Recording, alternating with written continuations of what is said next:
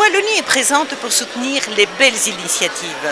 C'est la 5e édition du Salon du Livre de Blény, l'art de livre. Pour cette 5e édition du Salon du Livre de Blény, l'art de livre, TV Wallonie donne la parole à des écrivains, des maisons d'édition pour présenter leur actualité. Alors pour le moment, mon actualité, c'est le concours de nouvelles policières organisé par la police de la ville de Liège. Et j'ai eu la chance de faire partie des lauréats de 2016 avec une nouvelle qui s'appelle « Les voies de l'art sont impénétrables » et qui va être éditée prochainement dans un recueil commun avec les différents autres lauréats. J'ai écrit un roman sur le château de Sèvres. Il y a évidemment une toute petite partie historique, mais c'est une aventure, vraiment une aventure imaginaire. Et alors j'ai pris le temps de prendre tout le monde, tous les compagnons qui travaillent sur le château. Ils sont dans le livre avec leurs prénoms parce qu'ils font tous un petit rôle. Donc en tant qu'écrivain, je présente quelques-uns de mes livres, dont Les jeux dangereux à l'école.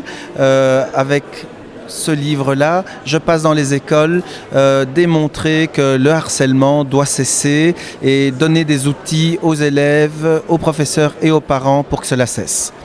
Et donc la casquette d'éditeur, là je présente plusieurs titres. Les lignes brisées par exemple d'Élide Montésy qui vient de sortir, et nous faisons la rentrée littéraire spéciale du livre le 22 octobre prochain. Et alors nous venons d'éditer Juliette Nothomb et la série de dédicaces commence le 26 octobre à Nivelles, à Genappe, et le 27 octobre à Villers-la-Ville. On a choisi de raconter une vie amoureuse d'un couple, depuis le coup de foudre jusqu'à la fin de leur vie. C'est 10 petites nouvelles, si vous voulez, autour de ce couple. Et Sophie, qui est conseillère conjugale et familiale, oui, merci, pardon.